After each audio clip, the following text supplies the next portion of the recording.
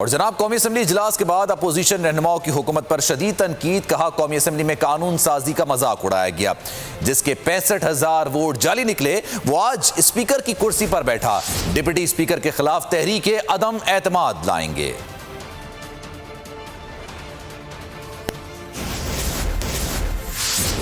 जो कोर्ट ने फैसला किया है उसमें कोर्ट ने लिखा है कि ये रिस्टोर हो रहे हैं as deputy speaker also, which is totally unfair, जो मुझे नहीं समझ आती, अनप्रेसिडेंटेड। और देखिए ये इतना इम्पोर्टेंट ओहदा है डिप्टी स्पीकर का कि स्पीकर की गैर मौजूदगी में उन्होंने हाउस चलाना होता है।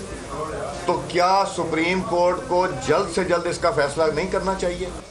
आज एक शख्स जो कुर्सी में बैठा हुआ था स्पीकर की, 65,000 वोट उसके जो है वो मुश्तबा निकले, लेकिन इसके बावजूद भी वो कुर्सी पे बैठा था एक स्टे की पनाह लेके। इस आज़ादी मार्च का जो सबसे पहले जो उसमें शुरका हैं, हम तमाम वर्कर्स को खराज तहसीन पेश करते हैं। न्याजी साहब ने कहा कि CDA के अमले को हुक्म दिया गया है कि वो आज़ादी मार्च के शुरका की ज़रूरतें और उनका हाल अहवाल मालूम करें।